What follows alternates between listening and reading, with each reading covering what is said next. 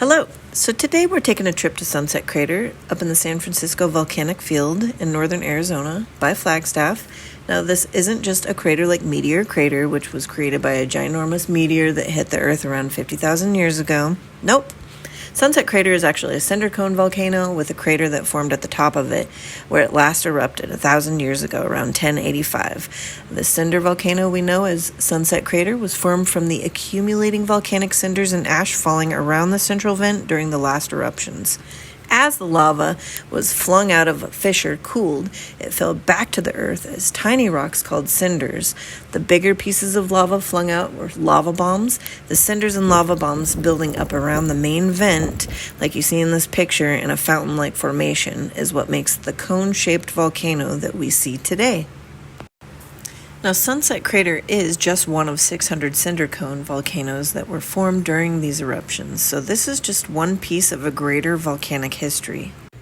And today we're going to focus on the Bonita lava flow trail, which formed right around the base of Sunset Crater.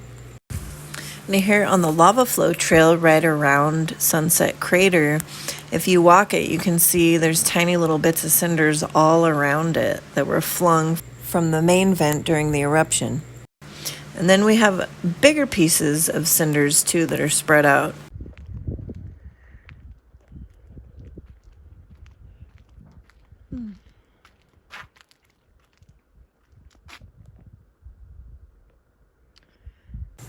And if you look over there, you'll see a giant fissure in the ground that opened up during the eruptions. And I've got my camera angled sideways so that you can see the length of it and how it runs. You can walk across it on this tiny little bridge over here on the lava flow trail when you visit Sunset Crater, which you should definitely do. It is one of the first big volcanic features that you can see on the lava flow trail, which gives you a good idea of the history of events that was happening during the eruption.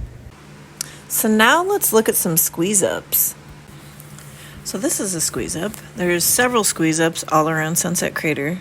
Squeeze-ups were formed when pasty lava squeezed itself or pushed itself or flowed up from beneath the surface and oozed through cracks in the lava crust.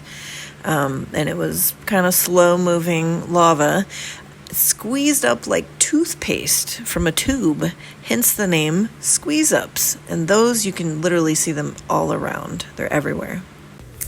Now, the lava that created these squeeze-ups was actually very viscous. And viscous means very thick and sticky and resistance to flow. So that's why it had to be squeezed up or pushed up through the cracks in the ground. Now, viscous lava flows are typically higher in silica content, which is part of what makes it a thicker lava flow. And as you keep walking the lava flow trail and getting closer to Sunset Crater, you just keep seeing various squeeze-ups and big chunks of lava rocks and cinders all around you, ponderosa pine trees everywhere.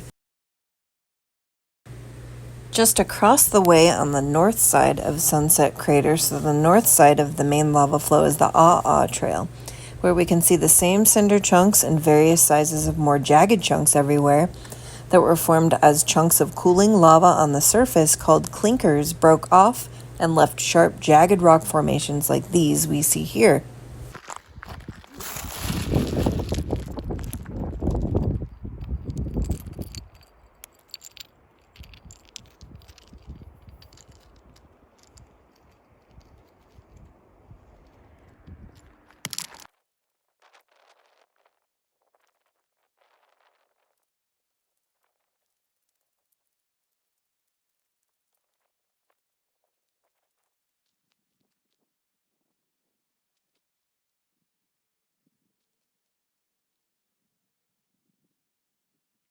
Here's another example of a little clinker. It's crunchy.